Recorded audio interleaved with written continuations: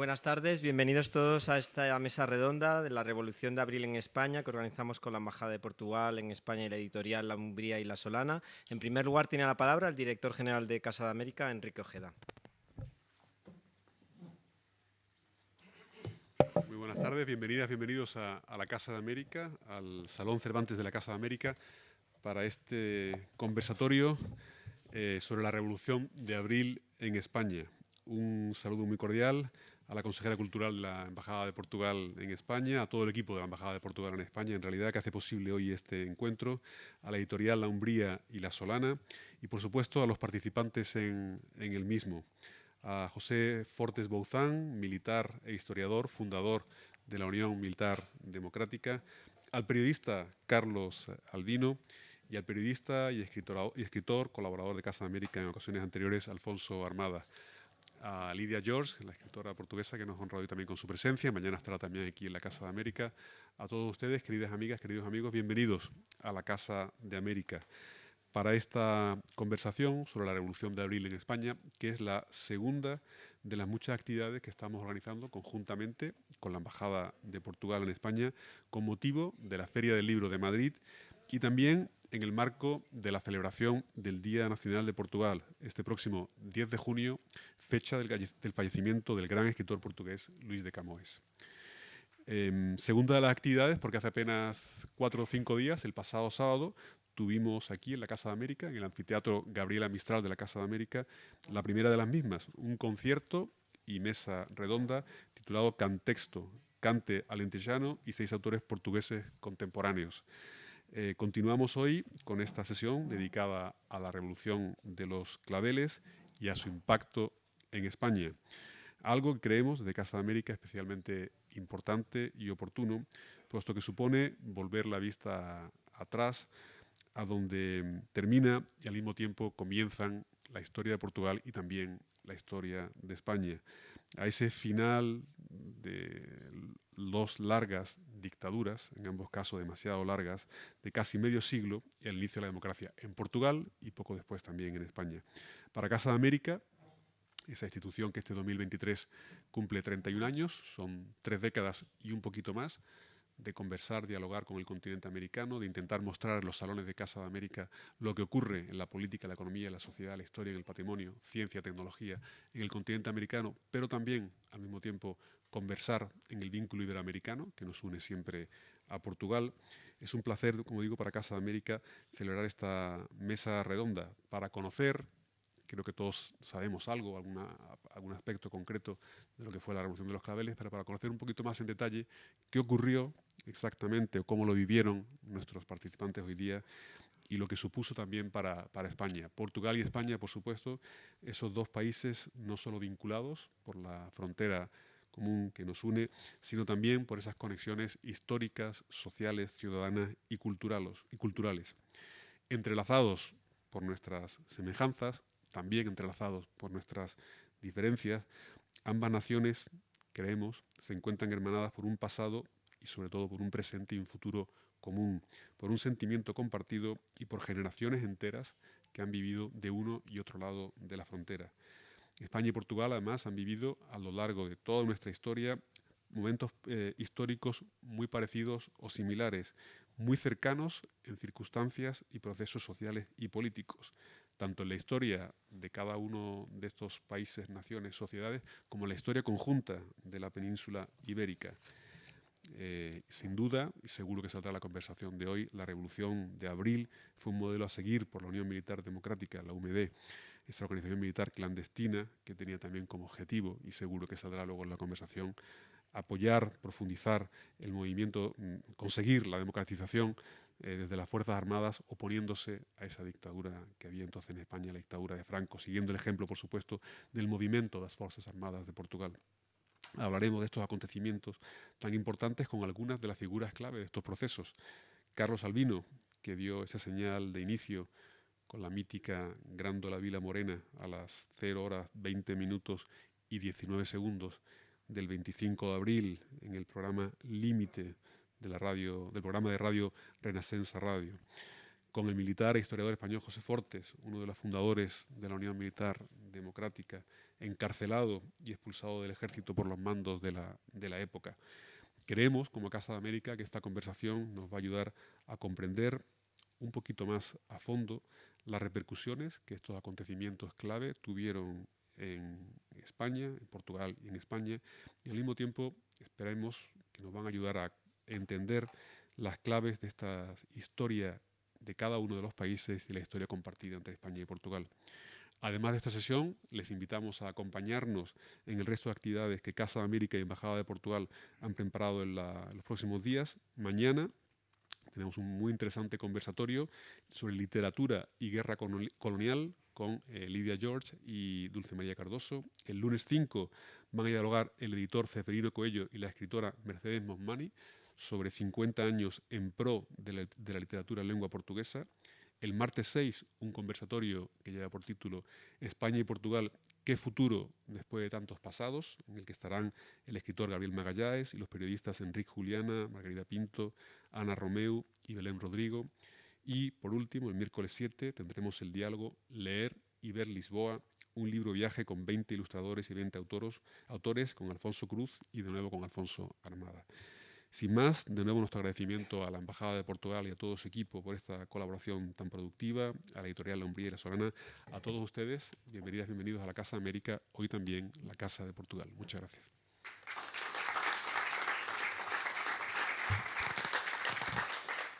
Muchas gracias, director. Y a continuación va a tener lugar este diálogo que ya ha anunciado con José Fortes Bouzán, militar e historiador y fundador de la Unión Militar Democrática, Carlos Albino, periodista, y Alfonso Armada, periodista y escritor, que va a moderar este debate. Cuando quieras, Alfonso. Gracias. Hola, buenas tardes, bienvenidos y gracias a Casa de América por su hospitalidad. Como ya han presentado a nuestros invitados, tanto a José como a Carlos, yo voy a empezar leyendo unos pequeños fragmentos de este libro, Los Memorables, Os Memoráveis, el libro en que Lidia George descifra y muestra de forma muy precisa, muy apasionante, lo que ocurrió en Portugal el 25 de abril. Y creo que son dos pequeños fragmentos que dan buena fe de la calidad del libro y de su penetración. Dice, por ejemplo, un pueblo pobre, sin álgebra, sin letras, con 50 años de dictadura sobre las espaldas, el pie amarrado a la tierra, y de repente sucede un golpe de Estado. Todos van a la calle a gritar, cada uno con su alucinación, su proyecto y su interés, unos amenazando a los otros, cuerpo a cuerpo, cara a cara. Muchos llevan armas en la mano, se insultan, se golpean, se agarran, pero no se matan. Yo lo vi, lo presencié. Es esta realidad la que hay que contar antes de que sea tarde. ¿Entiende lo que le estoy diciendo?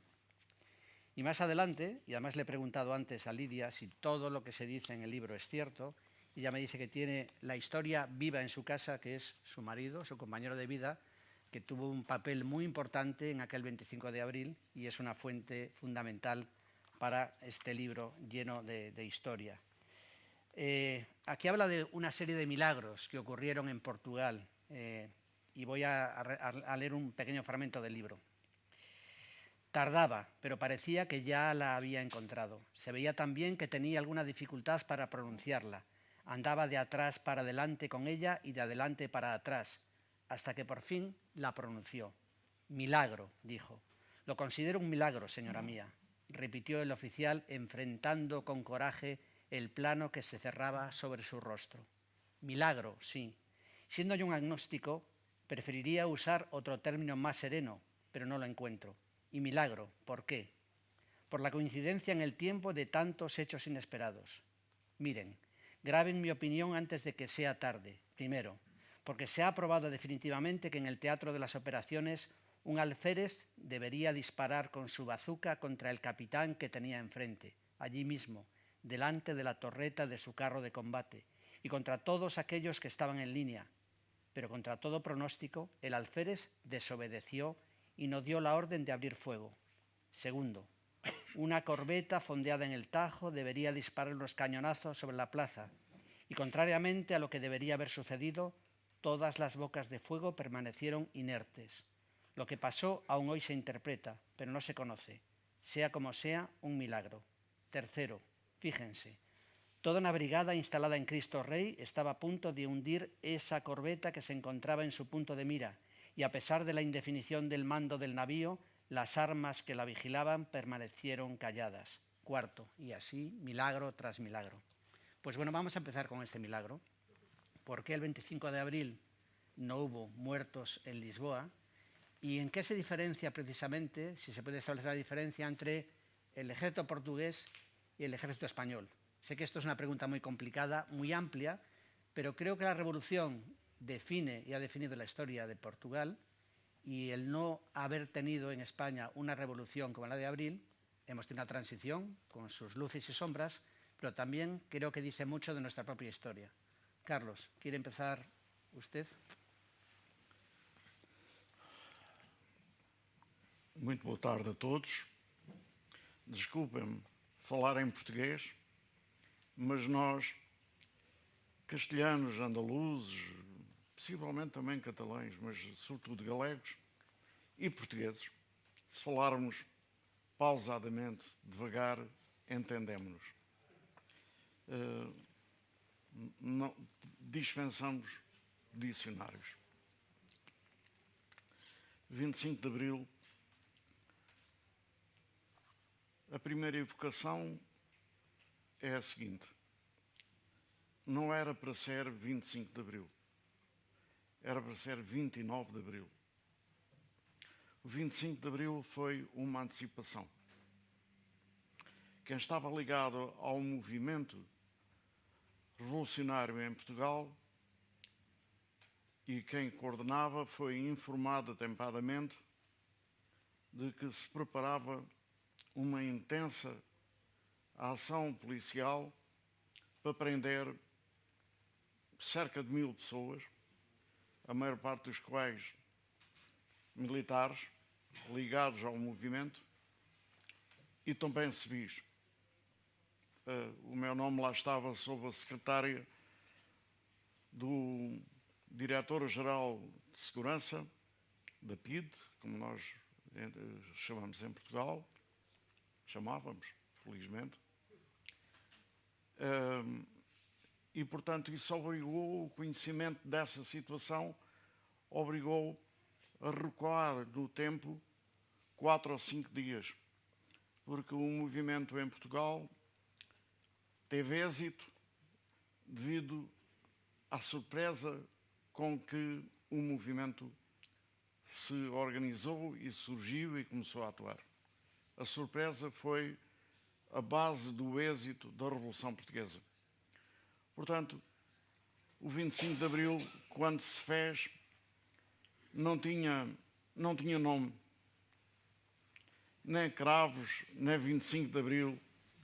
Não tinha nome. O nome fez-se, por acaso. E foi por acaso que se foi fazendo. Ainda agora disse porque é que não houve mortes em Portugal. Por acaso. Por acaso. Por acaso. Por acaso. Falando sinceramente, por acaso. A Revolução em Portugal esteve, não esteve, para provocar uma grande hecatombe naquele pequeno país, porque a maior parte das pessoas não estava preparadas e tínhamos perdido pai e mãe. A ditadura portuguesa habituou-se a ter um pai e a ter uma mãe. O pai, claro, era o presidente do Conselho de Ministros. Primeiro um e depois outro. A mãe era a pátria. E ai de quem se revoltasse contra o pai ou que se revoltasse contra a pátria. E, portanto, foi por um acaso a tanto órfão que vivia em Portugal não nos matarmos todos uns aos outros. Além disso, quem aderiu ao movimento, que eu acompanhei desde o início, quem aderiu ao movimento aderiu fazendo uma oferta. Sabíamos que ou éramos todos liquidados, todos mortos, ou presos, que talvez fosse a pior solução. Com a nossa ditadura, que era uma ditadura diferente da espanhola, porque a ditadura espanhola matou onde a morte se via, via-se, com o garrote, prendendo. Sabia-se que o morto era morto. A ditadura portuguesa foi diferente. A ditadura portuguesa matou onde a morte não se via. En África. Desterrava-se. Desterrava-se para uma... Não sei se me estou a fazer compreender. Peço Sí, viene a decir que la dictadura, a diferencia de la dictadura española, la portuguesa, los muertos eran invisibles porque ocurrían lejos de Portugal en las guerras coloniales, mientras que en España ocurrían en territorio. Portugal tinha um território enormíssimo para esconder a morte. Basta dizer que Angola praticamente é o tamanho da Europa. As pessoas não têm a noção disso, normalmente, nem nós em Portugal. E, portanto, havia muito sítio para esconder a morte naquele Portugal que nós conhecemos. Angola era tan grande como Europa, la dimensión de Angola son Pois. enormes. Eso sí. Portanto, o 25 de Abril, que ganhou um nome no 25 de Abril e ganhou uma certeza com a distribuição dos escravos na cidade de Lisboa e Escravos depois os pelo país claveles. afora. O 25 de Abril, por milagre, não provocou a hecatombe. E as pessoas que aderiram a este movimento sabiam, tinham consciência que a sua vida estava em jogo. Não podíamos falhar, porque eu não posso omitir que antes do 25 de Abril houve inúmeras tentativas de golpes em Portugal. Quase todas as tentativas falharam por traições dos colaboradores. Traições verdadeiras. Traiciones. Basta dizer, muito antes da cena de Carrero Blanco em Madrid, houve alguém que fez o mesmo 40 anos antes, que praticamente ia acertar no ditador Salazar. E houve mais tentativas de golpes em Portugal. Portanto, o 25 de Abril não foi uma coisa que surgiu, caiu do céu e tal, e por acaso teve êxito. Não. Nós, no 25 de Abril, sanámos os erros cometidos antes. Ok. Quem passou a colaborar com a preparação do 25 de Abril tinha um código de atuação e de precaução para evitar traições. E o 25 de Abril muito deveu a não haver traidores no seu seio. Ok. Eso sí. Bueno, difiere un poco de lo de Portugal. Hay una escena en la Ribera das Naos, cuando el brigadeiro, aquel que manda una unidad acorazada potente, se encuentra enfrente al capitán Salgueiro Maya, solo, a pie firme, y manda disparar. Y no lo obedece. Eso en el ejército español no hubiera ocurrido. Entonces, lo de que no hay sangre en Portugal es algo más que una coincidencia o un milagro. Es que entre Portugal, entre la mentalidad, por lo menos militar, portuguesa y española, yo noto importantes diferencias. Yo tuve mucha relación con los portugueses porque mis primeros años de teniente los pasé de campamento en Tui y el batallón de Viana do Castelo, allí tenía media docena de amigos, muy buenos amigos, y luego, que lo seguimos siendo luego.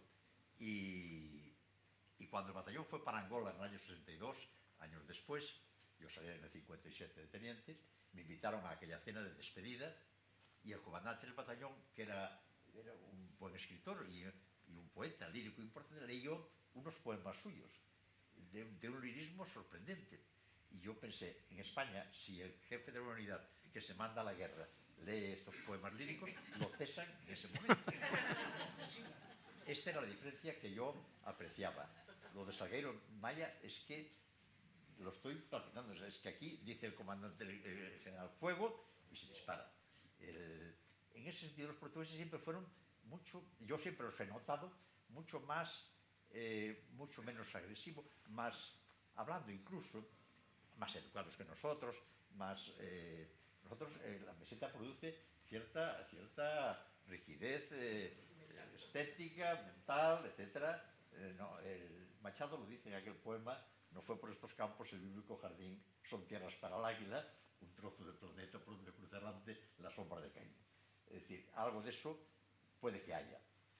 Y ahora hablando ya de la influencia, el 25 de abril yo me enteré que en Portugal pasaba algo, en parte por compañeros, pero sobre todo cuando se publica Portugal en Futuro.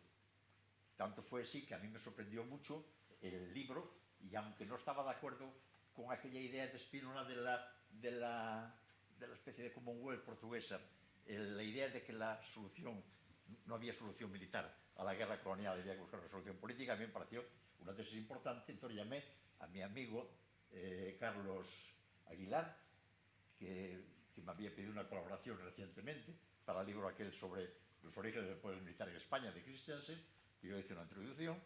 Entonces le dije, mira, te propongo traduzco el libro, haz las gestiones para publicarlo en español.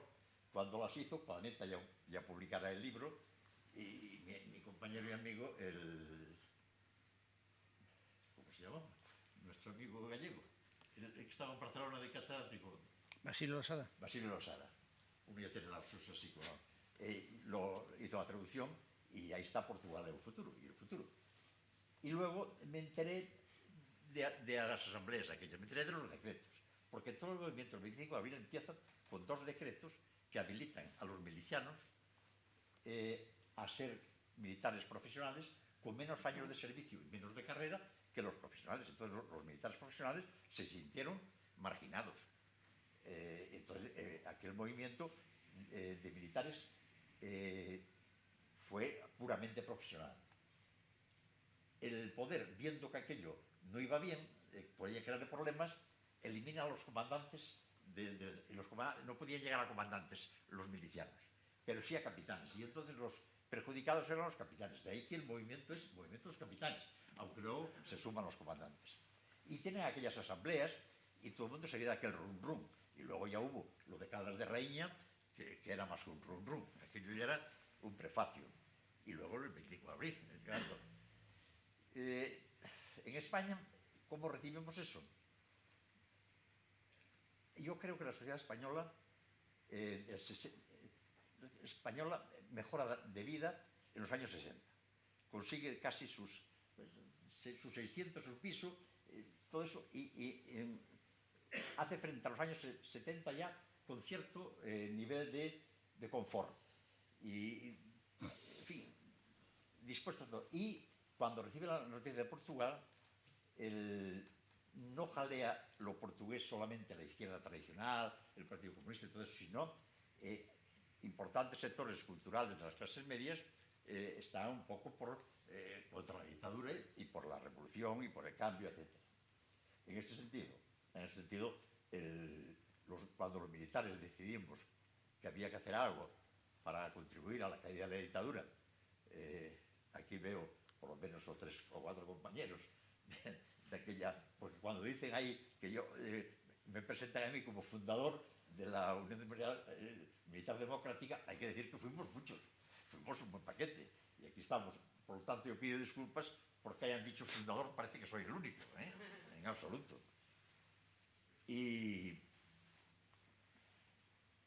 cuando nosotros pensamos que había que hacer algo, porque aquello ya, es que no sé, se veía demasiado fuera de de lugar, fuera de época. La dictadura ya era una cosa. Cuando el juicio de Burgos ya toda Europa reaccionó de una manera brutal. El juicio de aquel contra ETA, que al final fue una crisis para el gobierno. Y entonces quiero decir que la sociedad reaccionó muy positivamente frente al golpe de Portugal, un importante sector de la sociedad, y eso a nosotros los militares de algún modo nos estimuló, porque no teníamos solamente que de compañeros de lid al Partido Comunista, sino teníamos a grandes sectores. Yo recuerdo que tuvimos entrevistas con aquel abogado laboralista llamado Felipe González, no, llamado Isidoro todavía, y con Luis Jiménez y otros sectores que solo eran la clase, habían sido ministro de Franco. O sea que no era solamente los rojos los que estaban con Portugal o contra la dictadura. Y además, si aquello se había producido en Portugal con claveles y sin disparos, etcétera, había una esperanza de que haciendo aquí algún tipo de presión, la dictadura podía caer. ¿Pero la fundación del OMD vino motivada por el ejemplo portugués o estos movimientos democráticos empezaron antes del 25 de abril? No, los movimientos empezaron antes, y los movimientos sobre todo antifranquistas. Porque la dictadura, dentro del ejército. Dentro del ejército. Lo que pasa que yo le llamo a ese periodo el antifranquismo feudalista. Porque yo creo que el franquismo nos ponía una lucecilla como a los mineros en la frente, y solo veíamos lo que teníamos delante. Y se preocupaba de que no viéramos más. Entonces, toda luz que iluminara más allá, y eso fue el 25 de abril, nos hacía pensar. El 25 de abril puso en movimiento a todos los capitanes demócratas de España para enlazarse, para crear algo común. Pero ya estábamos, diríamos, ya éramos antifranquistas antes. Había un caldo. Y demócratas. Lo que pasa que no se nos había ocurrido que había que aspirar a una organización de tipo nacional para que el régimen pudiera sufrir. Y eso fue lo que provocó el 25 de abril. Yo veo ahí a un compañero que llegó a mi casa poco después del 25 de abril, Jesús Martín Consuegra, no sé por dónde anda, pero está por ahí, yo lo vi entrar, y que llegó a mi casa porque aquel verano, después del 25 de abril, fue muy viajero. Yo fui a Portugal, intenté verme con el mayor Corbacho, andaban, hay que reconocer, muy liados porque se hicieron cargo de la administración, incluso el día que yo fui, estaban resolviendo el robo de una bicicleta, los militares del 25 de abril, y luego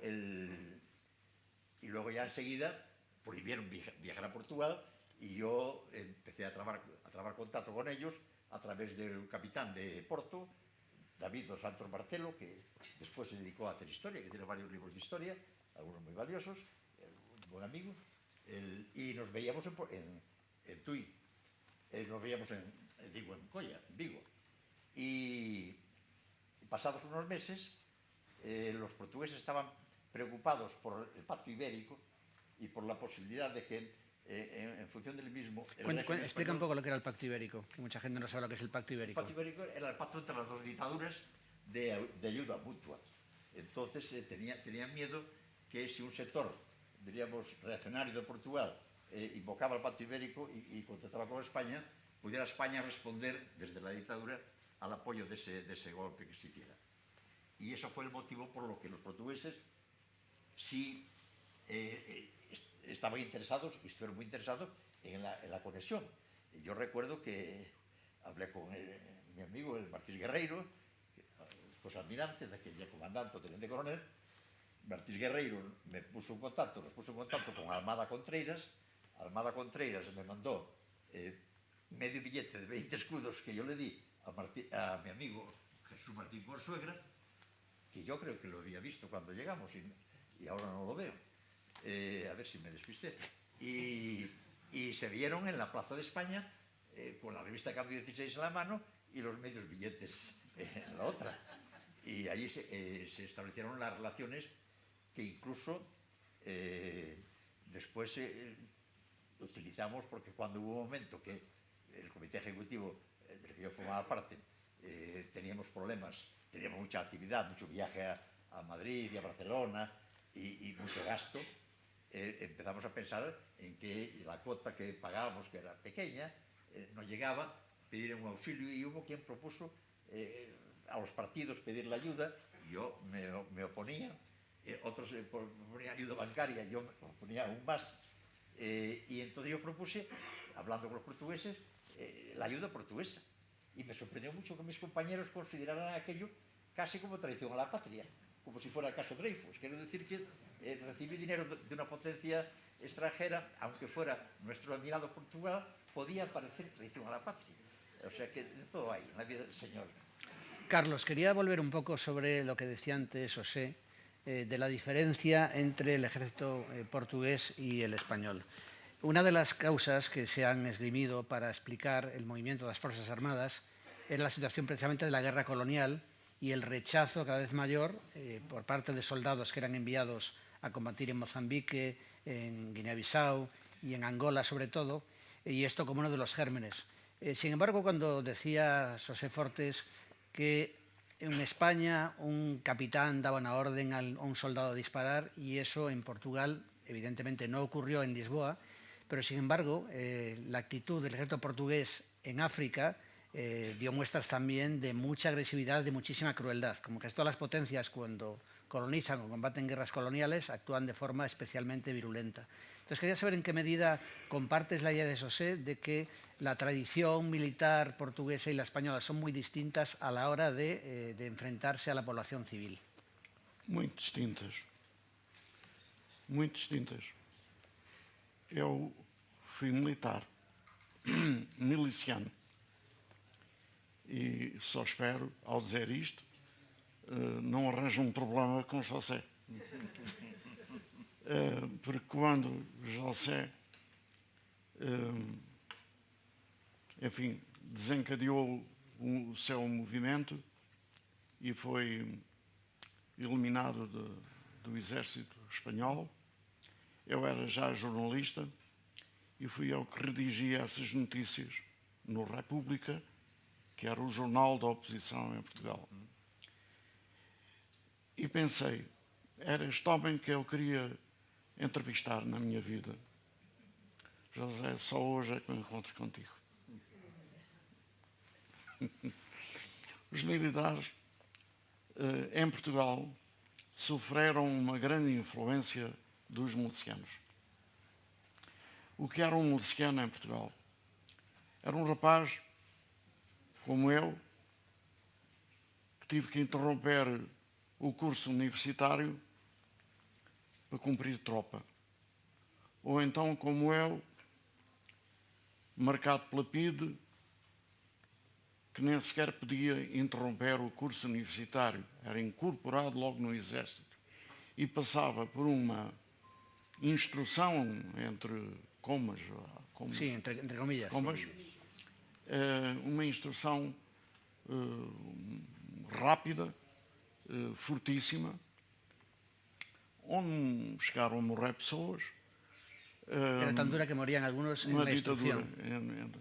E dentro do exército português, a tudo o que fosse oponente ao regime fascista, essas pessoas identificadas com a oposição eram colocadas na frente de combate. Em Angola, em Moçambique, etc. Era uma espécie de castigo que se dava. Exatamente. Bom, e o meu castigo não foi esse, porque eu era dos serviços auxiliares do Exército, porque parti a coluna numa instrução.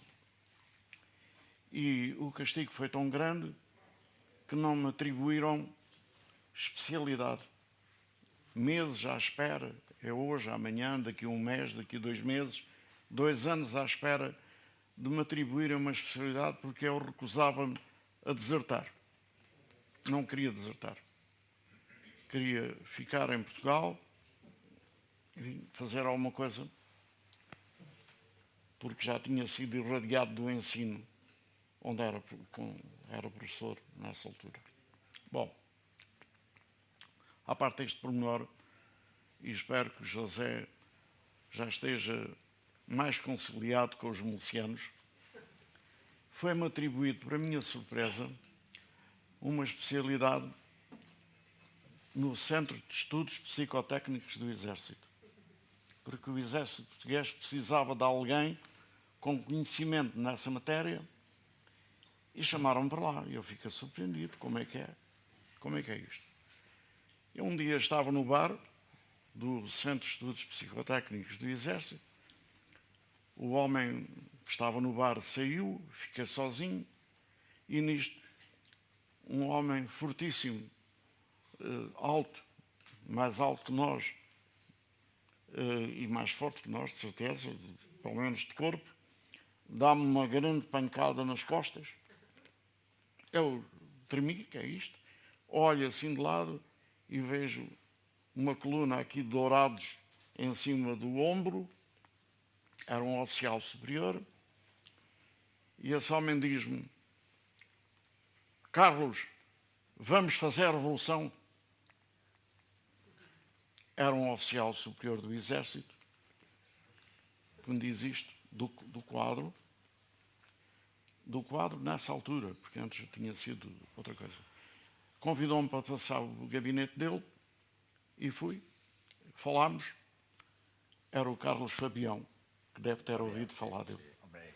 Era o Carlos Fabião. E foi aí que começou muita coisa. Nós alterámos por completo os critérios de tratamento dos rapazes incorporados à força por exército. Alterámos por completo e aplicámos os critérios NATO. Ou seja, quem não está identificado... Eso no estaban en NATO, pero utilizaron los criterios de la Exato, OTAN. era pertencido à NATO, mas estava controlado tudo isso. Fizemos o contrário. Quem não estava identificado com as finalidades da guerra não podia ser forçado A ir a la guerra. a ir, quer dizer, pelo menos em posições definitivas. E isto, em 2 anos, alterou a composição do Exército Português. Porque os milicianos, naquele dia-a-dia, nas marchas, ao lado, etc., é o próprio, o sujeito que comigo em Mafra que mandou a instrução, eu dizia: mas você, um do quadro, um tipo mesmo vindo da Academia Militar, eu dizia-lhe assim: mas você não é capaz de fazer mais nada na vida do que isto? Andar aqui a forçar os rapazes a correr, a virar para a direita, para a esquerda, para atirar, não sei o quê, não é capaz de fazer mais nada na vida? E o outro dizia outra coisa. E isto foi moldando as pessoas. Foi alterando as pessoas. De tal maneira que, a certa altura, se deu uma confluência entre os militares do quadro que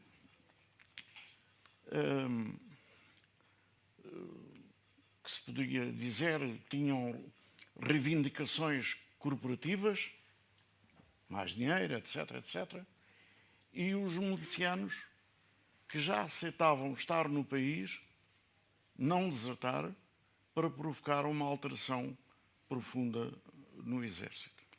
Bom, e portanto foi isto que se deu. Quando o 25 de Abril ganhou esse nome, de 25 de Abril, não havia nenhuma separação de interesses, de cultura até, entre os militares milicianos e os militares do quadro. Cooperámos todos. Tanto que o Almada Contreras, que citou, foi de onde partiu a mensagem para eu colocar a senha do 25 de Abril. Partiu do Almada Contreras, com o intermediário Santos Coelho e com outro intermediário Alva Guerra, etc. Mas eu já estava preparado para isso, havia anos. Portanto, não foi uma coisa... Bom. Portanto, o 25 de Abril foi produto de uma confluência dos 2 grandes ramos, sem dúvida, os oficiais do quadro e os oficiais milicianos. E havia... Oficiales de cuadro, oficiales de carrera y oficiales de carreira, milicianos, militares, soldados exato. de la mili. Portanto, todos nós estávamos nisso, à exceção de alguns que haveriam depois de provocar problemas resolvidos, Ok. designadamente com a criação do ELP, de extrema-direita, com o 28 de setembro, precisamente quando se deu o seu movimento. Portanto, as pessoas estavam identificadas e foi por um triz que não se confrontaram várias vezes. Portanto, meus amigos, houve uma preparação para esse dia sem nome ainda, uma preparação que veio de muito trás. Quando digo muito, 3 anos, 4 anos, porque nessa altura Portugal tinha um exército pequeno e as incorporações eram 4 vezes ao ano. Chegou-se a fazer incorporações 4 vezes ao ano. Era um exército que cresceu. Reclutamientos especiales. Exato, uma grande rotação dentro do exército português. O exército chegou a ter 120 mil homens, não é? Portanto, e depois, as colónias, cada uma era diferente da outra.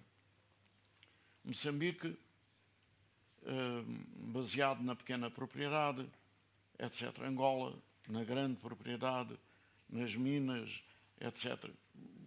A Guiné-Bissau, também outra característica.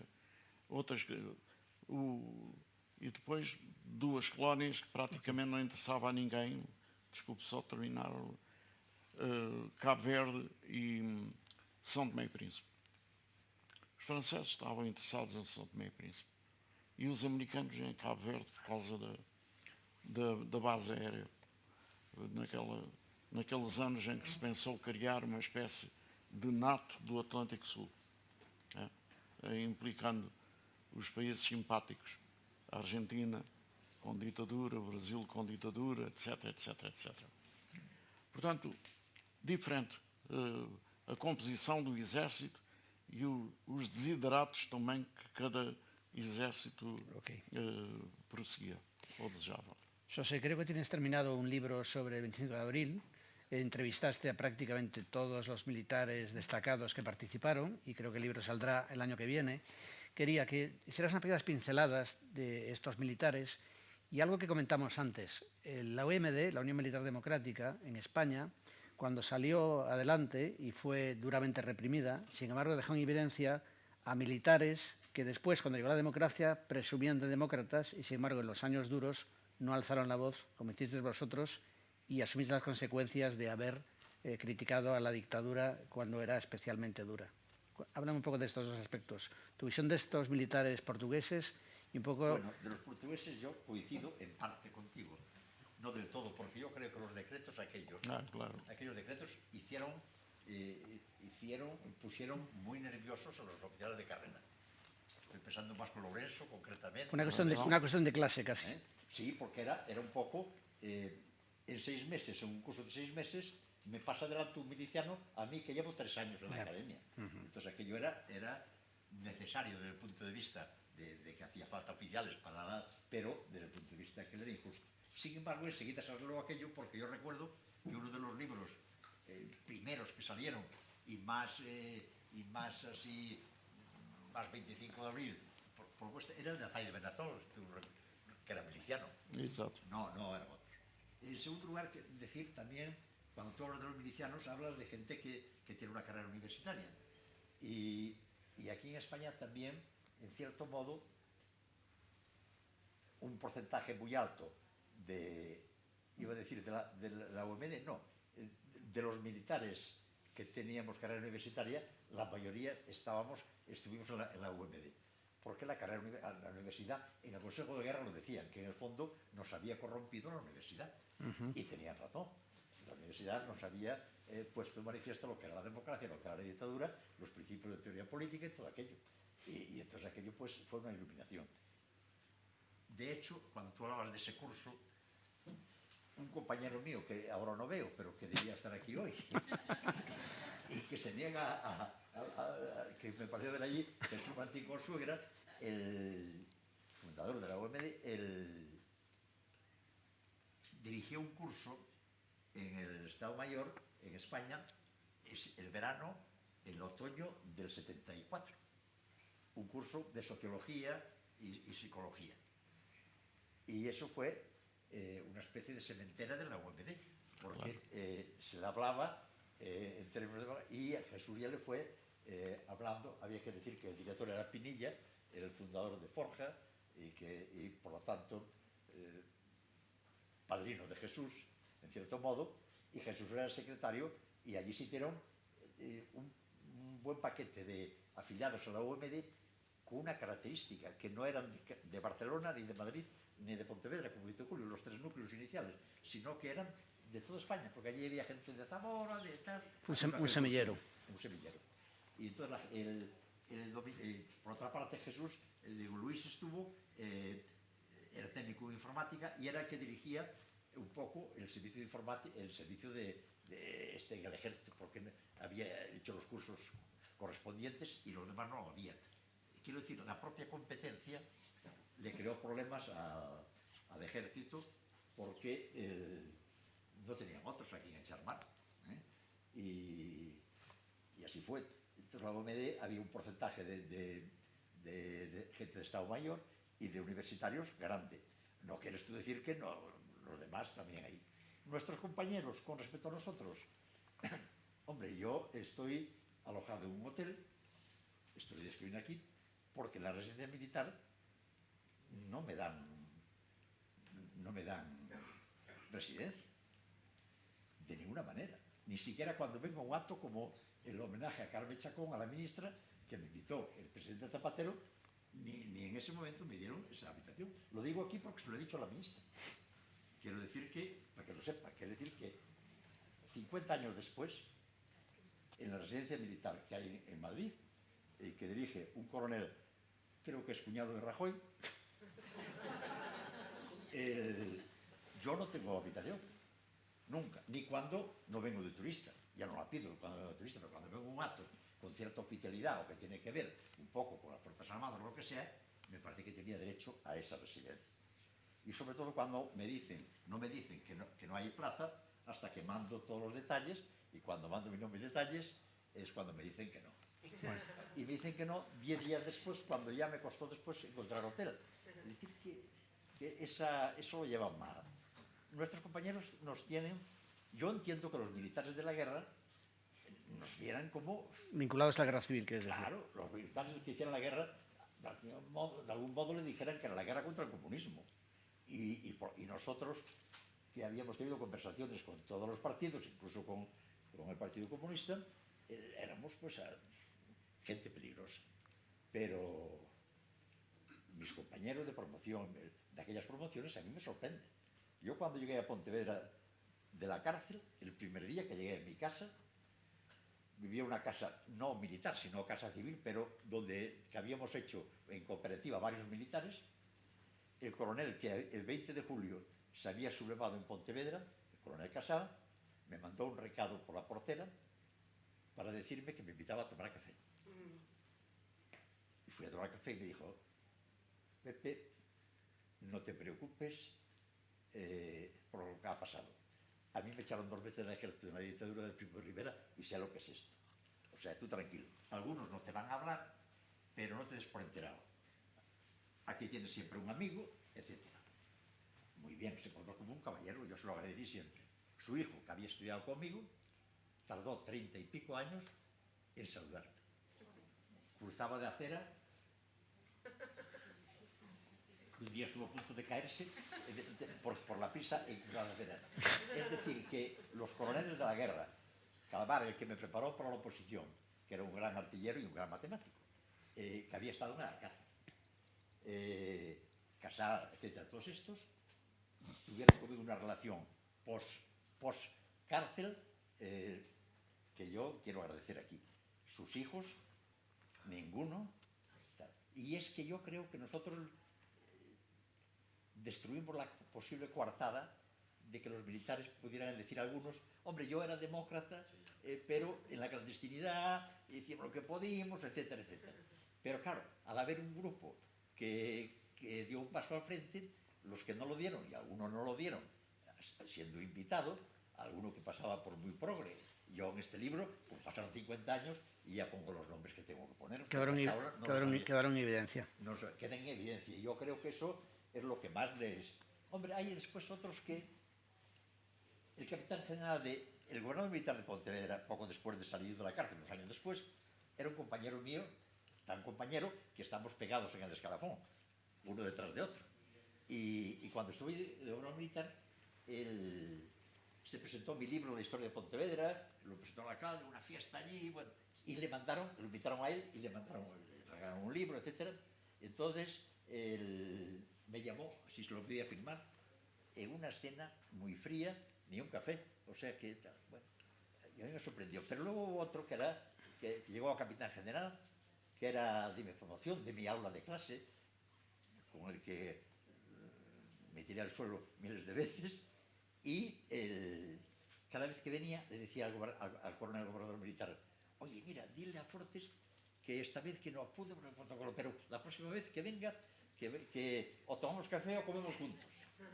Eso se lo dijo durante 4 años, 3 veces al año. Pero terminó allí en la capitanía sin entrevistarse conmigo. Vale. Volvamos un poco al tema. Sí. Bueno, quiero recordar que el libro de Lady Azores está aquí afuera, y en este libro se habla, explicando también las cualidades o carencias de Portugal, habla de la calidad de su gente. Yo quería preguntaros a los dos, a Carlos y a José, ¿en qué medida la calidad democrática de Portugal vino determinada por el 5 de abril y la calidad democrática de España vino determinada por la transición?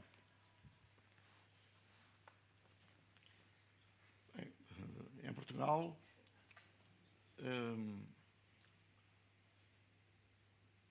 não havia experiência de qualquer tipo de democracia. O 25 de Abril, digamos, até atrevo-me a dizer que as mesmas pessoas que encheram o Terreiro de Paço dias antes do 25 de Abril para assistir à condecoração dos militares heróis do ultramar português, grande parte dessas pessoas foram as que, passados dias, estavam a gritar "Viva o 25 de Abril" no Terreiro de Paço, em Lisboa. Portanto, é como se nascesse um novo dia, de um momento para o outro, e o sol rasgasse a escuridão, deixando para trás a noite. Em Portugal. Em Espanha, julgo, por aquilo que nós sentíamos e observávamos, as coisas passavam-se de maneira diferente. Ou seja, a Opus Dei era acarinhada em Espanha. Em Portugal estava proibida. Está prohibido o Opus Dei. Praticamente. Aquí forma parte del gobierno. Bom, vou corrigir, pode aí haver alguém a tomar notas e registar que estava proibida. Estava proibida sem se ver que estava proibida. Em Portugal era assim. De alguma forma também é assim, ainda hoje. E que determina, é a fronteira, determina também a diferença entre a qualidade da democracia em Portugal e em Espanha. Mas nessa altura, Portugal, a Opus Dei estava perseguida, pronto. E porquê? Porque os ditadores que existiram em Portugal, ou seja, autoridades não validadas pelo voto, viam no conhecimento, no grau de conhecimento que as pessoas poderiam ou estavam a adquirir, um inimigo do sistema. Os nossos cursos superiores tinham 400 e tal especialidades, em 74. Em Espanha já estavam nas 900 e tal especialidades. Basta dizer que em Espanha, através da Universidade Complutense e dos Estudos Gerais de Navarra, o jornalismo já era licenciatura e doutoramentos. Em Portugal não havia. Em Portugal, quem pronunciasse em voz alta a palavra sociologia num café, a sociologia era identificado com um sinónimo de comunismo. Basta isto. Bom, portanto, a qualidade varia nos dois países.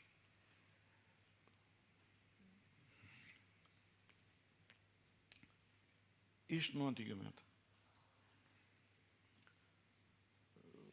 Portugal estava impreparado completamente. No estaba preparado para a democracia. Impreparado. A nível de quadros, daí está a razão.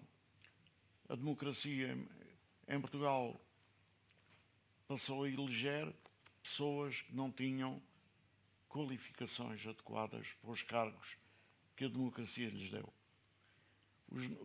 Agora está melhor, mas isto leva tempo. Elegemos vereadores, sei lá, para a economia, para o apoio social, para o saneamento básico, presidente de vereadores, nas câmaras municipais, que nunca tinham, eram antigos eletricistas, antigos pedreiros, etc. A democracia en Portugal fez así. Pero la memoria de Abril, sin embargo, ha marcado a estas generaciones, ¿no? La memoria de Abril. Una polémica con mi amigo Saramago, el que realmente me admiró por los artículos que hizo, que son la mejor crónica de la Revolución, que están editados en 2 volúmenes, que él me regaló, y que, aparte de haber leído el Memoriado Convento y ahora la muerte de Ricardo Reis, etc., me entrevisté con él recién salido de la prisión. Vivía en aquella casita pequeña, aún no existía Pilar, creo, y vivía en aquella casita pequeña rodeada de libros, que era una cosa así sorprendente, que era una casa, parece, construida con libros. Y años después, ahí por los años 90, publicó una tribuna libre en El País, que yo contesté con otra tribuna libre. En aquella tribuna libre decía que Portugal estaría donde estaba con o sin 25 de abril. Es decir, que prácticamente que el 25 de abril había sido en balde, lo que se dejaba traslucir. Yo me imagino que influyó mucho, porque Saramago era un agnóstico o ateo muy preparado, o sea que yo recuerdo una tarde que tuvimos un debate de los dos sobre estas cosas, y era un letrado, muy letrado, y cuando escribió el Evangelio según Jesucristo, que es un libro fastuoso, y Portugal le trató tan mal, marchó mal herido, se fue a Canarias, etcétera, toda aquella historia. Pero ese día, no sé si estaba influido por eso, publicó ese artículo. Yo le contesté en otra tribuna libre del País, que efectivamente pues podía tener razón en términos socioeconómicos, que podía que el salario mínimo y todo aquello hubiera evolucionado igual, pero le faltaría una cosa muy importante de la sociedad que tiene la sociedad portuguesa, la memoria de abril, que aquí en España no tenemos. Entonces, y eso, yo no sé si los portugueses lo valoran suficientemente, pero tener esa memoria hace que el pueblo tenga un punto de apoyo inicial importante. Y respecto a la pregunta de la calidad democrática, ¿cree especialmente ese origen en la Revolución de los Claveles frente a la transición española ha determinado la calidad de las dos democracias o no? Hombre, yo creo que no hace falta mucha preparación para la democracia, simplemente dejarla funcionar y la gente va aprendiendo sobre la marcha. No es un curso de Estado Mayor el hacerse demócrata, pero aquí en España incluso hubo una especie de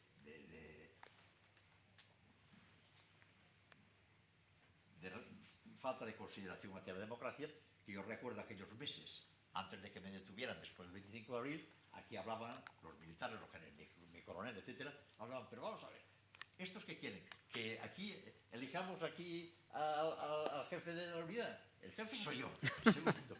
¿Quieren que decidir lo que van a hacer? Lo decido yo. Y no hay democracia, el ejército se competiría con la democracia. Y efectivamente, el ejército, nosotros no pretendíamos que la compañía decidiera, bueno, vamos a salir a combatir o no vamos a salir. ¿Manda al capitán o manda a otro? No, eso no se decía. Era la sociedad la que decidía las pautas porque las que el país iba a caminar. Siempre hicieron, digamos, burla de eso en el ejército de aquellos tiempos. Yo me acuerdo de tener grandes enfrentamientos. Hombre, mi jefe me arrestó varias veces a 14 días, incluso en una ocasión estuve en casa 2 meses y medio con un policía a la puerta, con dos policías que se relevaban día y noche por un debate sobre la democracia. Porque quisieron, allí después de Portugal, se hicieron unos cursillos sobre estos del servicio de información, que por cierto había que decir que ya había en España, ya el ejército era un nido de espías de aquella, y había unos servicios, pero con lo de Portugal se hicieron una serie de conferencias para ver si se politizaba en el buen sentido, en el sentido de la dictadura, a los militares. Y entonces empezaron a decir, bueno, y la primera conferencia que se dio en mi cuartel la dio un compañero que me pidió ayuda porque yo había hecho historia, y entonces yo le ayudé sinceramente, esto es así, y él lo expuso y dijo que el futuro de España, tal como se veía, porque era la España contemporánea y el horizonte de la España contemporánea, dijo, el futuro es Europa y la democracia. Y era un oficial muy rígido, muy prusiano lo llamaban de aquella, etcétera, y el coronel quedó absolutamente descompensado. Y al día siguiente dijo, vamos a dar una charla sobre la democracia, no vaya a ser que haya mala interpretación. Yo creo que él quería distinguir la democracia orgánica, que era la que triunfaba aquí en España, de la inmoral, etcétera. La democracia verdadera. No orgánica. Y en aquella intervención le dijo, ¿alguien tiene que decir algo antes de empezar? Y yo dije, sí, si le parece, antes de que nos pongamos a hablar de democracias, las bases del pensamiento democrático. Vale. Entonces, cuando llevaba 3 minutos hablando, una voz, un grito, que firmes, se suspende la sesión, salga. Mano militari. Fortes, quédese. Lo que usted acaba de hacer es de paredón. Bueno, y dio unos paseos que iba y venía. Bueno, 14 días de arresto, tal. Domiciliario. Voy a tomarlo, sí, porque voy a tomarlo como una piruleta intelectual a la que usted está tan acostumbrado. Bueno, no, porque en aquellas discusiones con esta gente, yo me di cuenta de que les dejaba sin argumentos. Porque lo poco que había estudiado en la carrera, a mí me daba de sobra para llevar la contraria cuando decían tonterías. Yeah. Y recuerdo que en una ocasión el coronel, porque aquí éramos un ejército que venía de donde venía, de la influencia alemana y todo eso. Y el jefe decía siempre, Fortes parece que tiene razón, pero es mentira. La mayoría de los autores citados por él son judíos. O sea que las cosas eran así. Yo que no eran, algunos podría ser, algunos sí que había, pero quiero decir que me descalificaba diciendo son judíos. Vale. ¿Qué? Bueno, vamos a pasar la palabra al público. Les pido que sea una pregunta que sean lo más breve posibles y más directas. ¿Alguien quiere una pregunta, intervención, comentario, sobre todo preguntas? Aquí, en la segunda fila. Vale. Espera que dé el micrófono.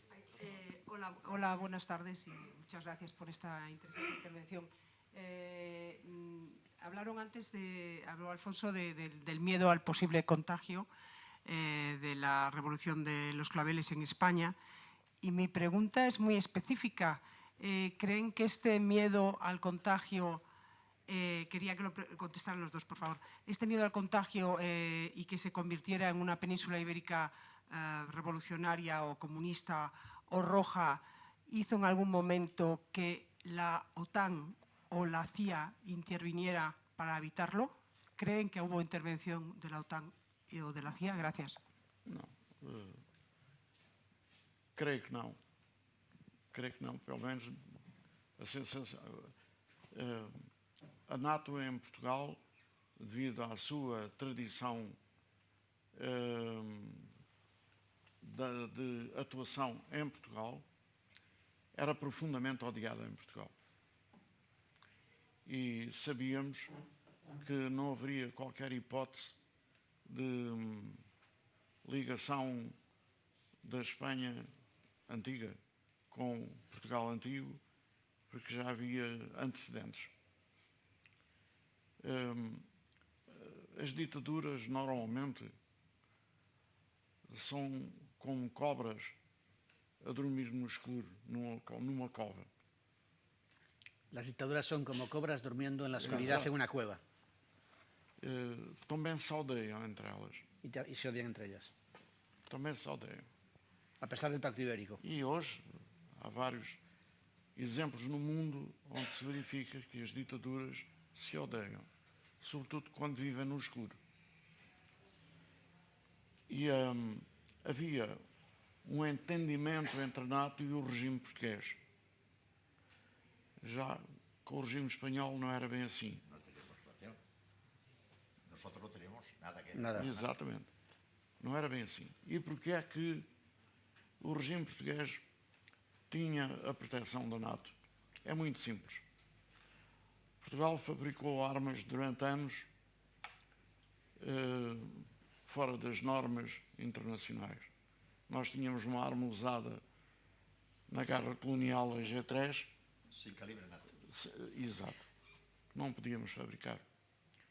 E fabricámos porquê? Porque os Estados Unidos fecharam os olhos.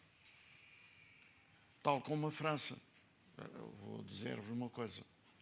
Como sabem, a última experiência nuclear da França foi feita no Sahara, no deserto do Sahara. Por ventos inesperados, as chuvas negras provocadas pelas experiências nucleares no Sahara, em 1956, essas chuvas vieram cair todas no nosso Alentejo y no Algarve. ¿Se ha entendido esto? Experimentos nucleares franceses en el Sáhara, la lluvia negra provocada por la nuclear, acabaron en el sur de Portugal. Oh. Las lluvias negras provocadas por el experimento nuclear, por la prueba. E foram as últimas experiências nucleares. Porquê? Después se fueron al Pacífico, ¿no? Sim, entretanto a França fez um acordo com o Salazar. Vocês calam-se e a gente vamos calar na ONU e na Assembleia Parlamentar da NATO, etc, etc, e Portugal não é expulso da NATO, porque havia todas as condições para Portugal colonial ser expulso da NATO. A NATO é uma organização de países democratas, não é? Vale, eso sí. ¿Y tú, José, qué opinas?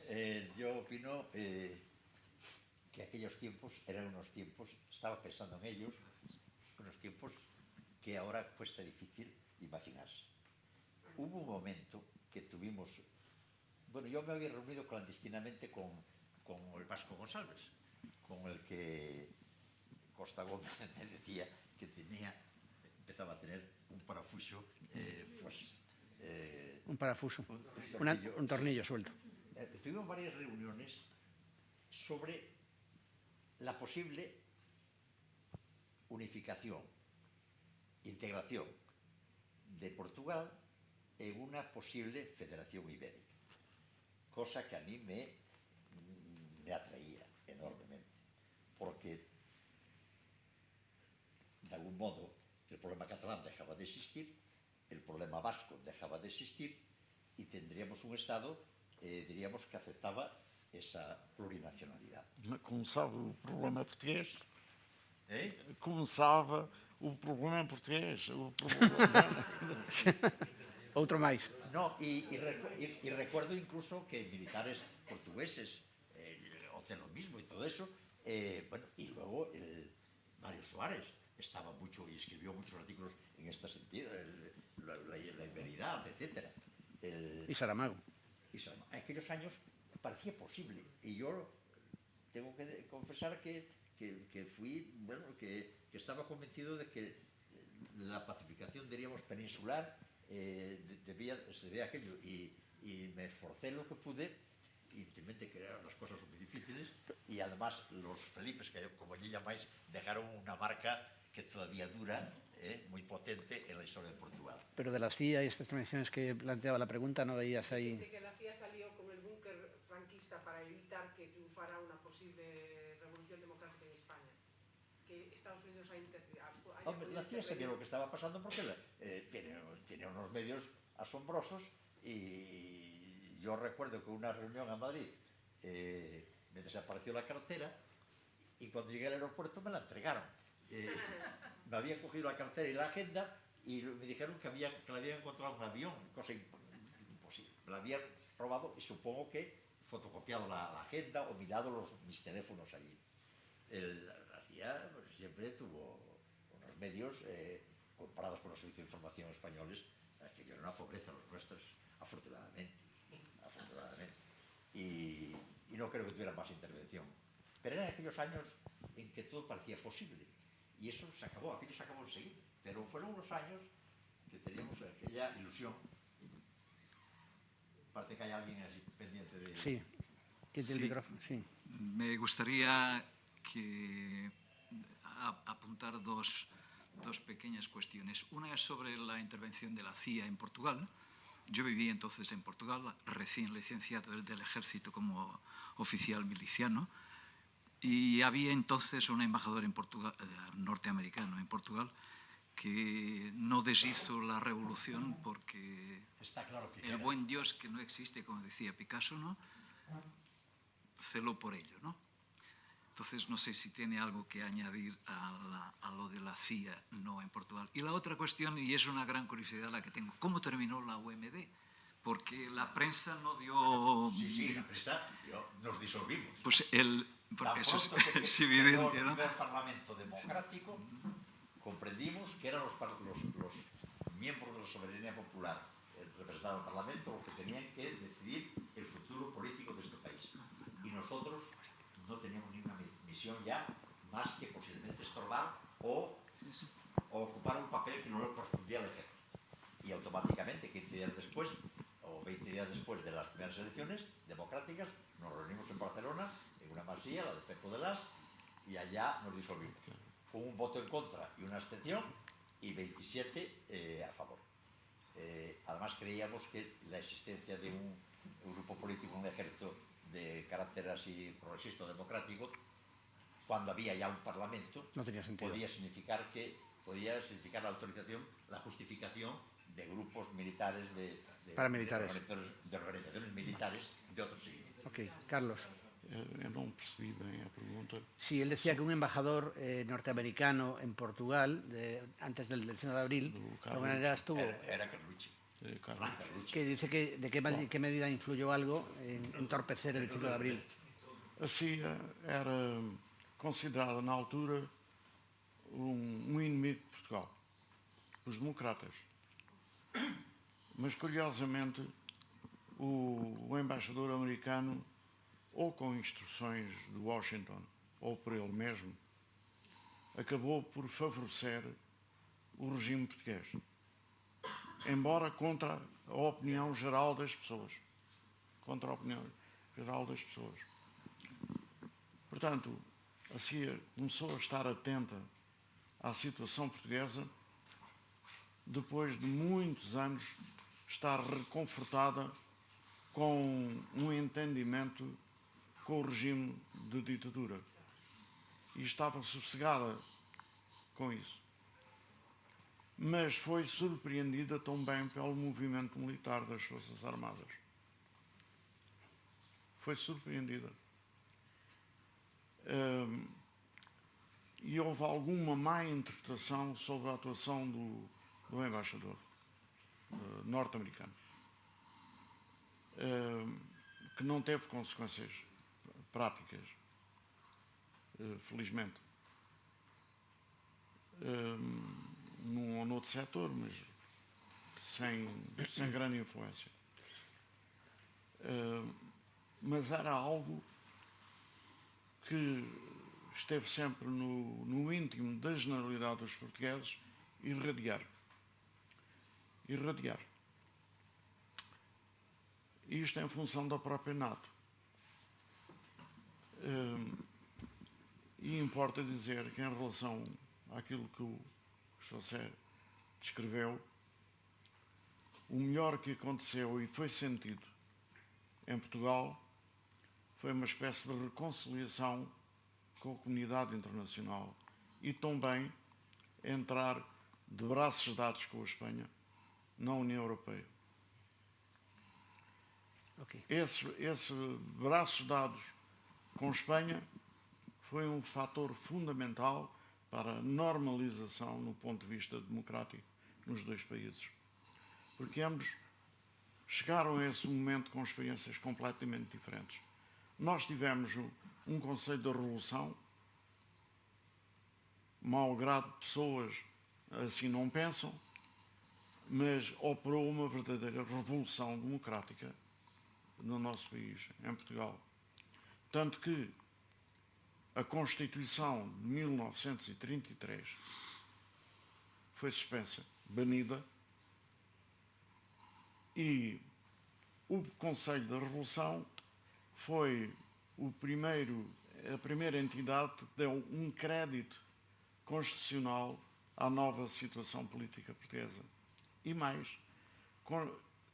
transformou-se em verdadeiro Tribunal Constitucional, o Conselho da Revolução. Portanto, a nossa experiência foi completamente diferente. Desculpe. De todos modos, yo vuelvo a recomendar el libro de Lydia Source porque hay información muy interesante sobre el papel que juega Estados Unidos y la CIA en la revolución. Sí, hola, buenas tardes. Una pregunta para cada uno. Yo creo que hay un dato que se ha comentado de pasada, que yo lo he comentado con varios militares portugueses, que tuvo una gran influencia en la formación de los militares y del ejército portugués, y que no es, que es para mí trascendente. En el año 1949 nace la OTAN. Teóricamente, como nos dicen ahora, la OTAN solamente la pueden formar partidos democráticos. Pues no se han leído el tratado de la OTAN, porque Portugal es país fundador de la OTAN. Y por tanto, y esto me decían los militares portugueses, nuestro contacto y las maniobras constantes que teníamos desde el año 49 con los ejércitos de la OTAN nos hicieron ver que se podía ser militar y ser demócrata. Y esto, después que el detonante fuese la guerra colonial, bueno, no entro ni salgo. Pero para mí el detonante es que desde 1949 una dictadura forma parte de la OTAN y tiene una gran influencia por las continuas maniobras, repito, de los militares portugueses con los militares de los países democráticos. Y otra pregunta para José, es algo que yo soy hijo de militar y por tanto conozco bastante bien el percal por dentro, ¿no? Cuando murió Franco, toda la tropa era de reemplazo. No sé cuántos eran, 100 y pico mil, o no sé, soldados. O 200.000. O 200.000. La mayoría hijos de sindicalistas, de obreros y de gente que estaba, vamos, mentalmente en la oposición. Y vosotros erais no solamente los condenados, unos pocos más, y me consta, porque yo hablé con ellos, Justicia Democrática tuvo relación con la UMD, de que eran partidarios de un cambio. No sabían muy bien, dice, mire, esto tiene que cambiar. La idea, ¿tú crees que esos 200.000 soldados, con algunos militares al frente, dispararían contra sus padres, hermanos sindicalistas, militantes en partidos políticos, demócratas, etcétera, etcétera? Esa es una pregunta, es algo que me tiene obsesionado desde hace mucho tiempo. Me tenía a mí obsesionado el que hubiera algún tipo de revuelta, que recibiéramos la orden de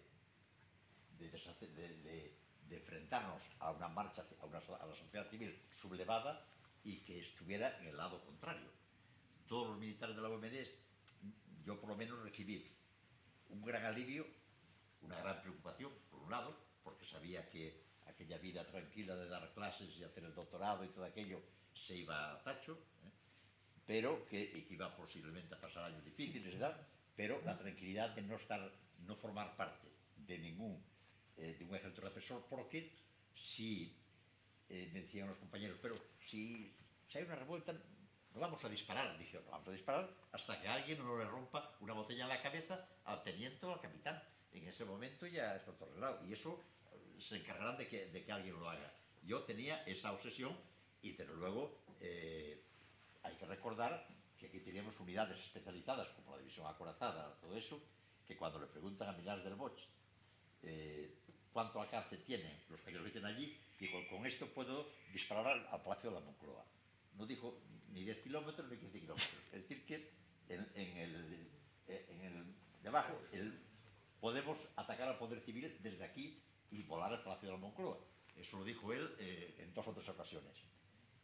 Por lo tanto, yo creo que el ejército nuestro, si hubiera habido una confrontación civil, hubiera actuado como un ejército represor, sin ninguna duda. ¿Qué pasó? Que posiblemente la sola existencia de la UMD les impidió actuar en el momento en que podían, que fueron aquellos años difíciles.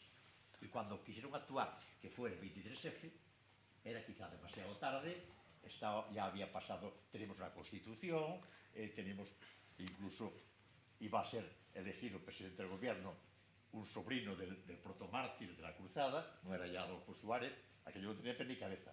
Pero pensemos que años antes, en el año 76-77, aquellos años de plomo además de ETA y del ruido de sables que decían aquí los periodistas, en aquellos años estuvimos en un tris yo recuerdo que los partidos políticos, e incluso el gobierno de Felipe González después, y el gobierno del CD, Martín Villa concretamente, y Otero Novas, nos llamaban angustiados porque en una ocasión algún regimiento tenía motores en marcha y había municionado, y querían que les informáramos de cómo estaba el patio, y el patio estaba muy caliente.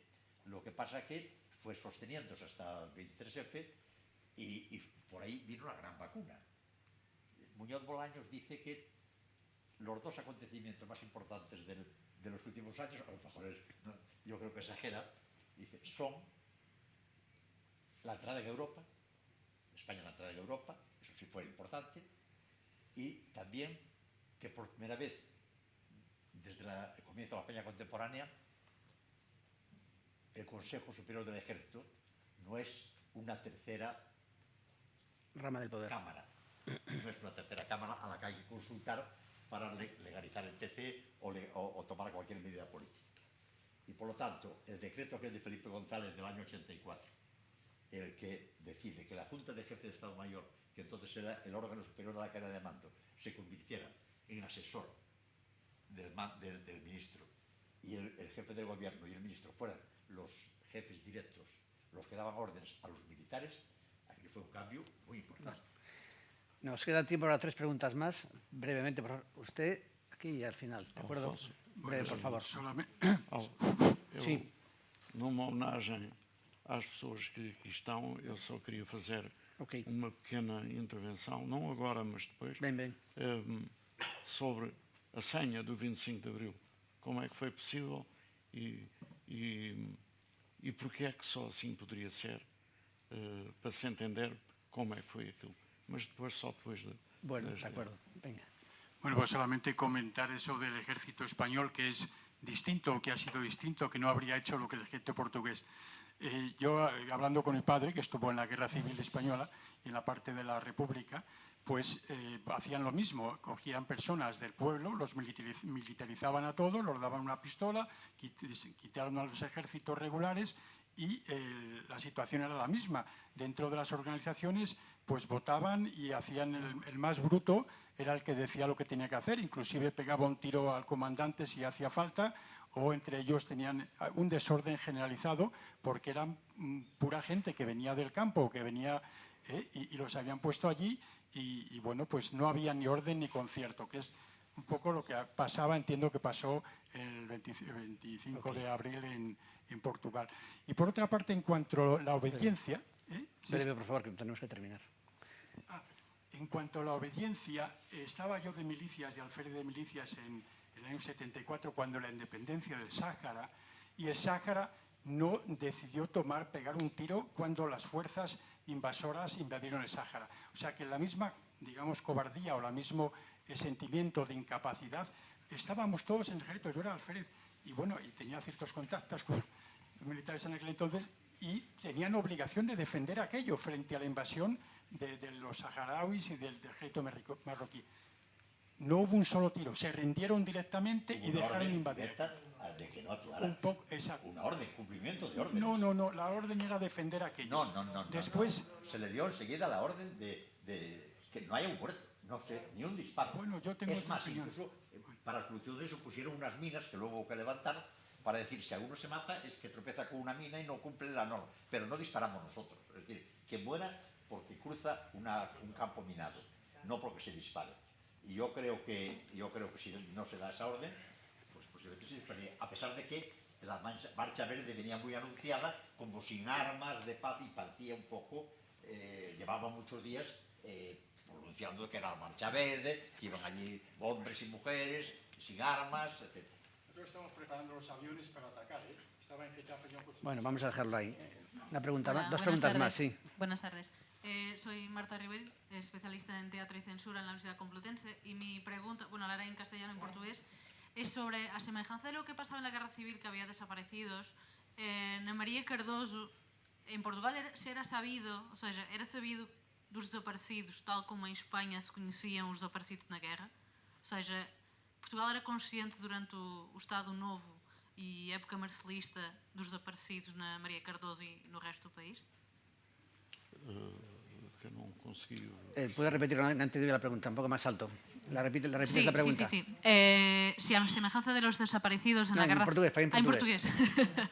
Se a semelhança dos desaparecidos durante a Guerra Civil Espanhola, se também em Portugal éramos conscientes dos desaparecidos, sobretudo na Maria Cardoso. Sim.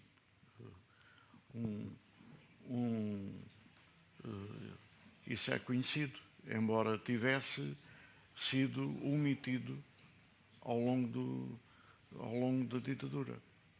E como era desconhecido, por imposição do regime antes de 25 de Abril, quem participou na Guerra Civil Espanhola. Não é? Ou seja, a minha pergunta, desculpa, era na altura, na época.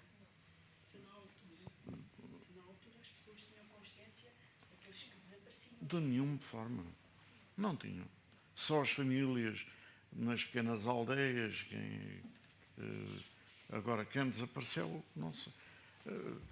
E há factos até recentes que só se tornaram conhecidos muito depois já em democracia. Olha, um dos principais líderes que houve do PSD, do nosso PSD, do Partido Social Democrata, foi um homem que por um triz não foi fuzilado durante a Guerra Civil Espanhola, Emílio de Guerreiro.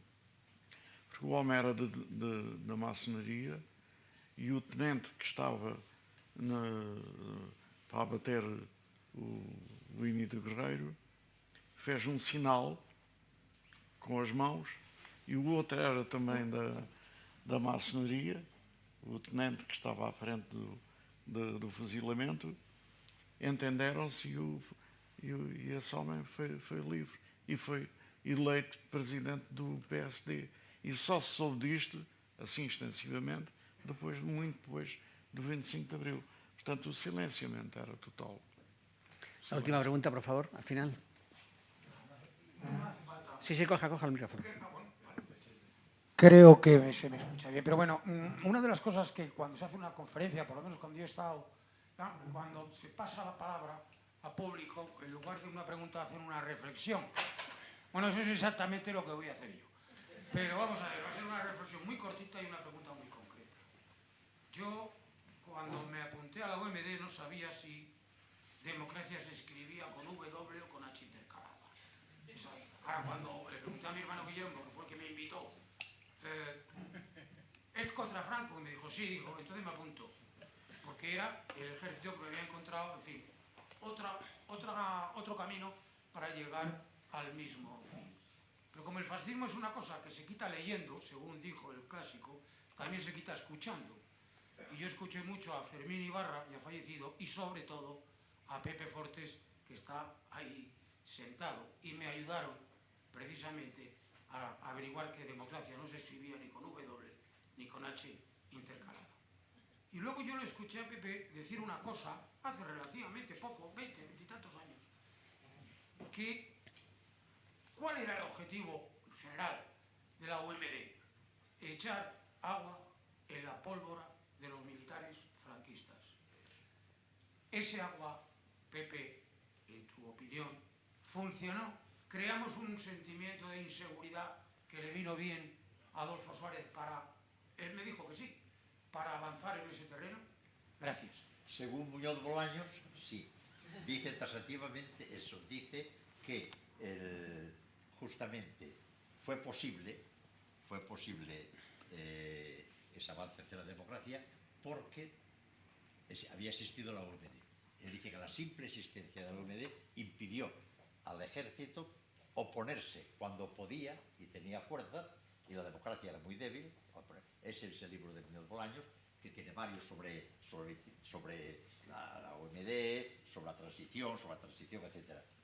Yo no sé si es verdad, e incluso si aquel decreto de Felipe González del 84 fue tan importante, pero quitarle el poder al Consejo Superior del Ejército, que hay que reconocer que la sublevación casi contra Suárez por la legalización del PC, que fue el día más difícil de la transición anterior al día más casi golpista de la transición, decían que por no consultar a los militares, le había prometido al parecer Suárez que con los estatutos que tienen por ahora nunca se les va a legalizar, pero luego cambiaron los estatutos y los militares se sintieron traicionados, y la división de Peter y tal, todos aquellos militares estaban como estaban, es decir, no podían legalizarse comisiones porque era un sindicato del PC, ni legalizar un partido porque era contra los que habían luchado en la guerra. Es decir, que esto era... Y esa pólvora se la mojamos. Y tú sobre todo también, Fernando. Fernando era nuestro... cuando estábamos en prisión decía, yo soy el futuro. Y tenía razón. Era un crío. Lo que pasa es que pasaban los años, Fernando, y ahora ya críos no. Bueno, vamos a terminar, si les parece, como este acto está organizado sobre todo por la Embajada de Portugal. Me gustaría que Carlos pusiera fin a esta sesión diciendo lo que le apetecía decir como colofón. Muito obrigado por esta oportunidade.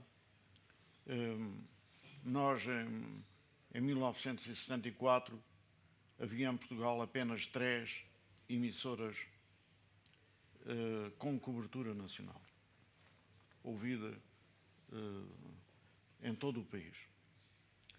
E pensou-se muito cedo que um sinal, uma senha, para os militares saírem para a rua, para além do fator de surpresa, tinha que ser ouvido por todos. Quer estivessem no Minho, no Algarve, no Alentejo, em Santa Margarida, fosse. Ou em Espanha ou Galícia. Ou Espanha ou Galiza, está bem. Deste não fossem milicianos. Portanto, a emissora nacional portuguesa do Estado, nessa altura, transmitia apenas pré-gravados. Eram bobinas enormes que punham a rodar a partir das 9 horas e, portanto, até de manhã, quando entrassem as pessoas, a rádio praticamente não existia nessa emissora. Era impossível transmitir uma senha através da emissora nacional. Até porque desde o porteiro ao carpinteiro, ao locutor,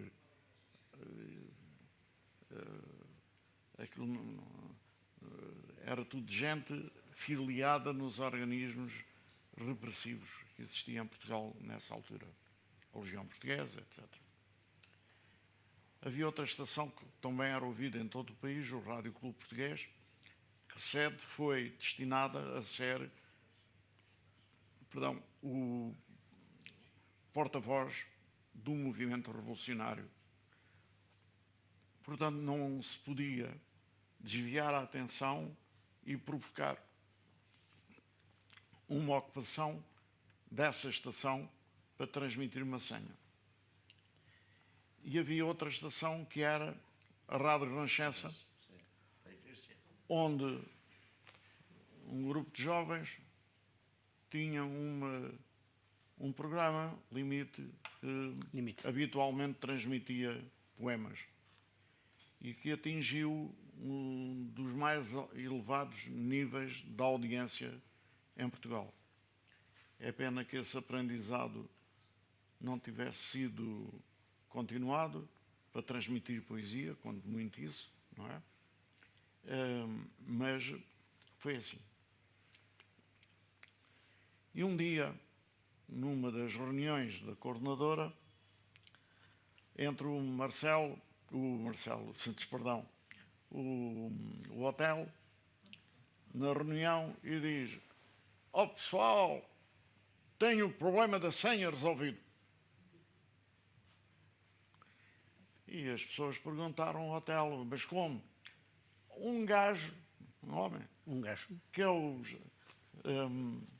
conheci na Guiné-Bissau, tem um programa nos emissores associados de Lisboa, e ele disponibilizou-se a transmitir a senha. E houve alguém que perguntou ao hotel: e quem ouve isso? Quem é que ouve? Esses emissores associados de Lisboa eram ouvidos, quando muito, porque eram emissores de fraquíssima potência, quando muito nos sítios mais altos de Lisboa, nas colinas. Não há nada fora dali, mais nada. Havia só uma exceção, havia a estação regional do Ribatejo, que pegava nas emissões desse emissor associado de Lisboa e transmitia a onda média, porque também fechava para obras durante a noite, fechava por falta de pessoal, etc., e que pegavam naquilo. Daí está a razão que o Salgueiro Maia, porque estava em Santarém, ouviu o primeiro sinal, mas já vos digo como é que é cómico. E o hotel, para lá disso, um dos seus palavrões habituais, diz não sei o quê, não vou repetir aqui, que é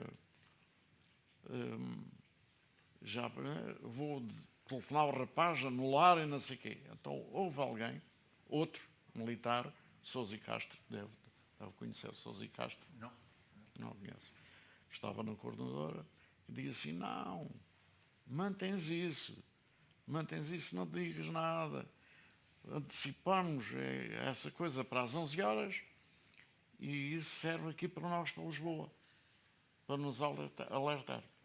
E assim foi. Portanto, houve um primeiro sinal que só ouvido em Lisboa, que era a canção Depois do Adeus. Que era uma canção, bom, o rapaz que cantou isso estava, sei lá onde, nem se perceber nada disso. Bom,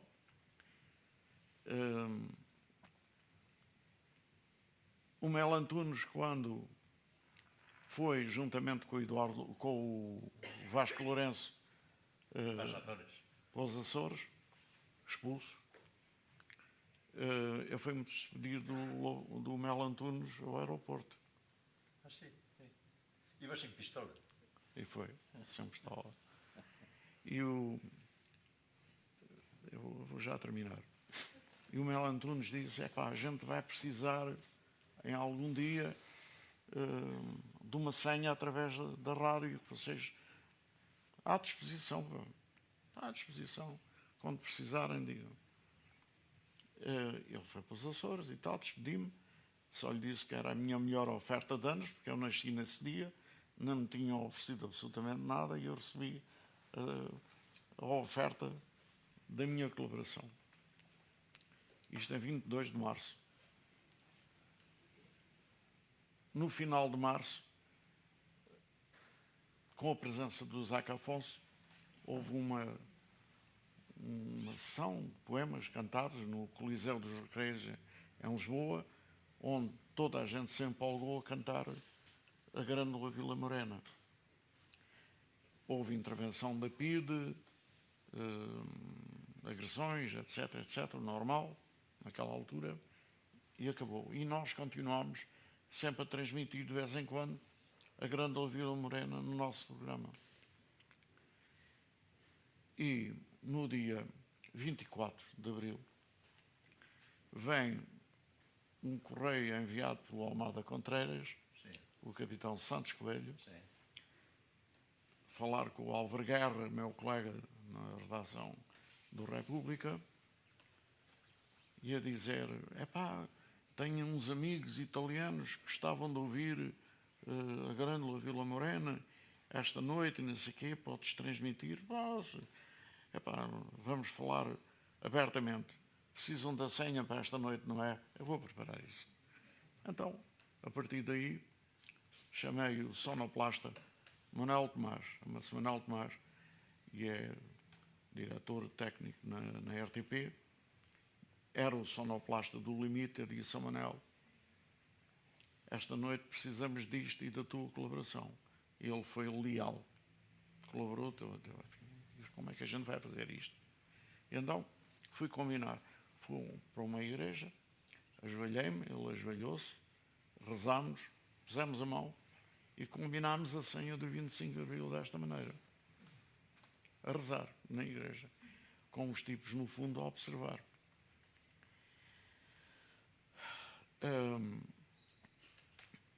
E o que é que eu fiz? Espera aí, a gente não vai dizer que vamos transmitir uma música. Porquê? Porque o Limite, em dezembro de 1963, passou a ficar sujeito sob censura direta, com censura direta de um coronel reformado que trabalhava para o regime dentro da Comissão de Censura. Portanto, num estúdio ao lado, punha os auscultadores com pratos com os discos nos pratos, pronto a fazer a intervenção e a cortar a emissão. E foram várias vezes que cortou. Portanto, e o Limite foi o único programa com censura direta durante todo o regime. Bom. Combinámos então eu escrever à pressa 2 poemas, um intitulado Revolução Solar e outro Geografia. E disse ao Manel, vamos sonorizar isto, porque isto é o pretexto para uma senha, para a senha que te falei e não sei o que mais. E foi metido dentro da gravação a senha do 25 de Abril, que é a Grândola Vila Marena. E o censor ficou enganado. Pensou que a bobina só tinha valor por causa dos poemas. E ele embicou com a palavra Revolução Solar. Eu disse, Sr. Coronel, você não sabe os movimentos do Sol? Translação, rotação, os movimentos dos astros? Ah, pois. Mas você tem uma maneira de escrever e tal. Esta que revolução... Quer que eu diga o quê? Como é que... É a Revolução Solar, está aqui os planetas todos. O Neptuno, está tudo. Vênus, o Júpiter, o Urano, está lá tudo. Bem, você... Mas não vai ler o título, não. Fique descansado que eu não leio o título. Porque as pessoas são suficientemente letradas para perceberem, com tanto planeta, que há uma revolução solar, não é? Com isto tudo. E o homem assinou. Assinou os poemas. E foi a uma outra censura que nós tínhamos interna dentro da Rádio Renascença. Porque era a emissora católica portuguesa, tínhamos uma censura eclesiástica. Tínhamos 2 censuras. Dupla censura. 2. Uma oficial e outra interna. Carlos, temos que fechar. Então o Santos Coelho, a mandado do Almada Contreiras, vem dizer, a malta, decidimos que a canção será do Zeca, venham mais 5. Vai ser a cena. Venham mais 5, sim. Eu disse, não pode ser. Essa canção está proibida de ser transmitida pela Renascença. E estava. Porque os padres viam, pelo título da canção, etc., viam ali uma analogia tipo sexual, não sei, ou abuso de menores, ou outra coisa qualquer. Eu vou já gostar. Isto é rápido. A não ser que queiras que eu transmita a senha e fica tudo já resolvido. Portanto, fiz recuar para a coordenadora do movimento a ideia de que aquela canção não podia ser. E perguntam do outro lado, então o que é que pode ser? Olha, a Grândola Vila Morena que tem sido passada e foi um êxito no Coliseu. E foi assim que nasceu a senha do 25 de Abril, colocada na rádio e que está na bobina, porque tinha que ser gravado por segurança, e foi oferecida a bobina à Fundação Mário Soares, que lá está depositada. Quem quiser tocar, ouvir e ver, está na Fundação Mário Soares, que foi oferecida em presença dele e do Almeida Santos há 15 anos, lá.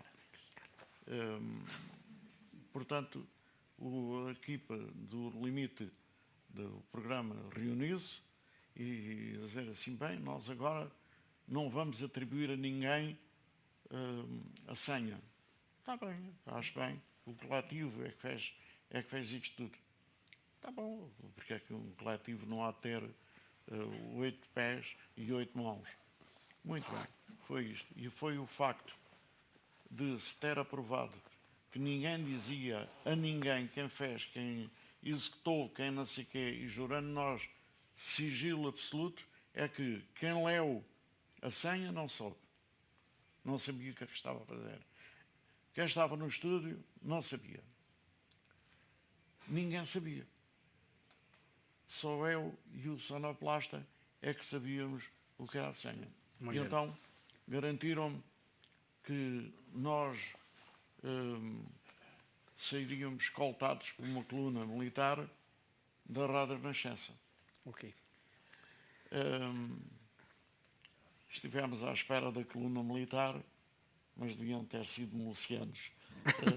Os de lá. Muy bien. Porque, bueno, vamos a deixar aquí.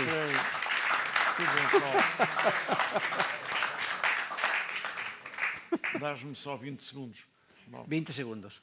esperei 1, 2, 3 horas, não aparecia colunas militares nenhumas, saímos por nosso próprio pé.